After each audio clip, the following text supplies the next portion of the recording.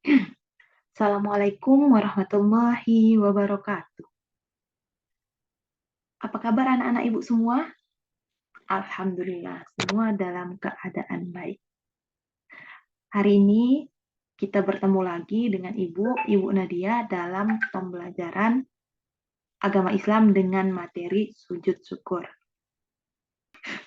Sebelum Ibu menjelaskan materi pembelajaran hari ini, Ibu akan menyampaikan tujuan dari pembelajaran hari ini.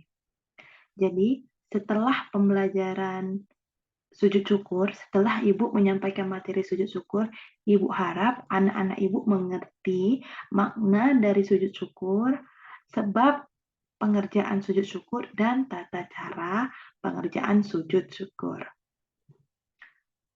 Baiklah, langsung saja Ibu akan menyampaikan materi mengenai sujud syukur. Sebelumnya, anak-anak Ibu semua ada yang tahu nggak sujud syukur itu apa? Atau ada nggak yang pernah melihat atau ada yang pernah menonton pertandingan bola saat pemain berhasil memasukkan gol ke dalam gawangnya lawan, pemain itu sujud. Ada yang pernah lihat? Ada. Oke. Karena anak ibu ada yang pernah lihat, itu yang disebut dengan sujud syukur. Jadi, kira-kira ada yang tahu nggak apa pengertian dari sujud syukur? Kalau tidak ada yang tahu, ibu akan jelaskan. Apa sih yang dimaksud dengan sujud syukur? Sujud syukur adalah sujud yang dilakukan ketika seseorang memperoleh kenikmatan atau ketika seseorang terhindar dari mara bahaya. Jadi, sujud syukur adalah sujud yang dilakukan oleh seseorang ketika dia mendapat nikmat dari Allah, dan kedua, ketika dia terhindar dari suatu mara bahaya. Apa sih dalil dari sujud syukur ini? Jadi dalilnya itu sesuai dengan hadis Nabi, saat seseorang bertanya kepada Nabi, "Wahai Nabi Muhammad Sallallahu Alaihi Wasallam, bila ada sesuatu yang datang kepadaku, sesuatu yang gembira, kabar yang gembira, apa yang harus aku lakukan?" Maka kata Rasulullah, "Maka engkau bersujudlah kepada Allah Subhanahu wa Ta'ala."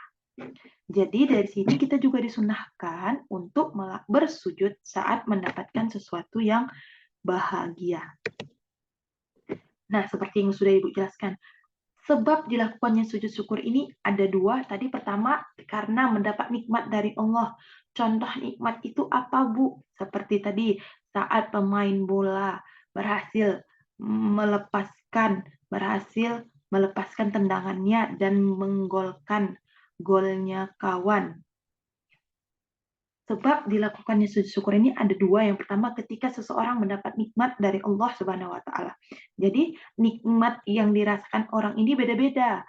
Misalnya, saat pemain bola berhasil memasukkan bola ke gawangnya lawan, itu nikmat bagi pemain bola, atau nikmat bagi orang lain, bisa diumrohkan, itu nikmat bagi orang lain. Jadi nikmat ini banyak dan nikmat ini bermacam-macam. Misalnya anak ibu dibelikan, anak ibu dapat giveaway atau dapat hadiah iPhone 15 gitu. Maka anak ibu mendapat nikmat dari Allah, maka harus dan sebaiknya melakukan sujud syukur. Bu, atau anak-anak ibu misalnya mendapat sepatu baru dan anak-anak ibu ingin sekali sepatu itu, maka itu juga termasuk nikmat dari Allah. Sebaiknya kita melakukan sujud syukur.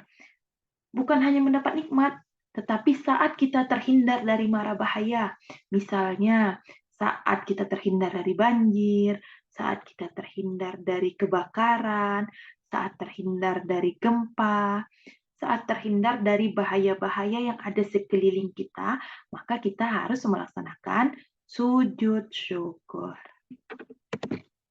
Tata caranya gimana, Bu? Yang pertama, menghadap kiblat. Yang kedua, berniat. Yang ketiga, sujud. Kemudian membaca doa yang berbunyi, Subhanallah walhamdulillah wala ilaha illallah Allahu Akbar. Yang keempat, duduk kembali dan salam.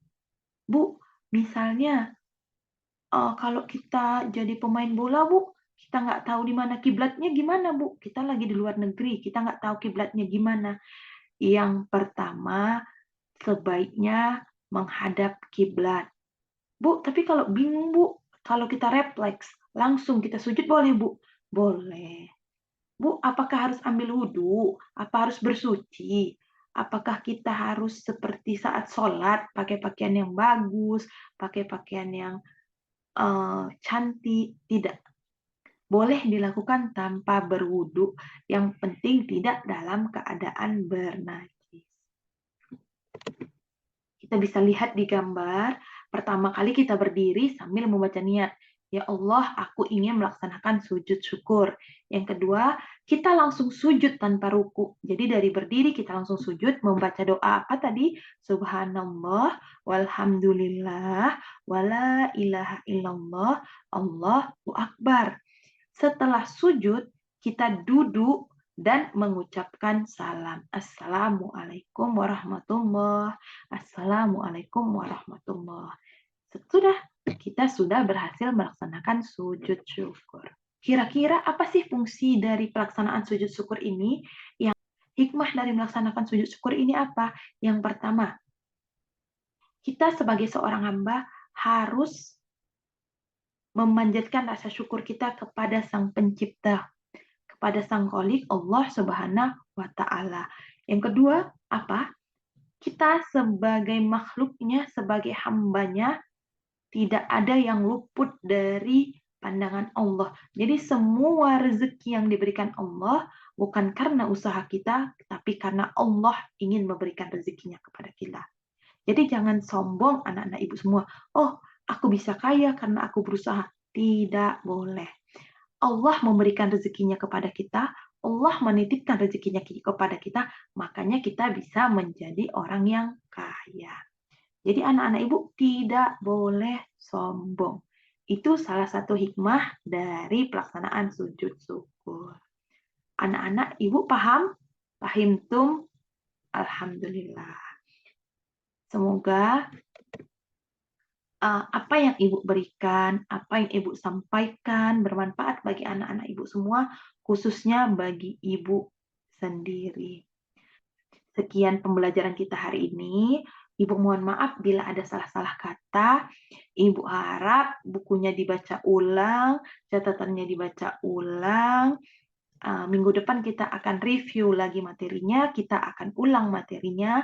Kalau ada pertanyaan akan kita diskusikan di minggu depan. Sekian dari Ibu. Semoga bermanfaat. Ibu tutup dengan membaca Alhamdulillahirabbil alamin. Assalamualaikum warahmatullahi wabarakatuh.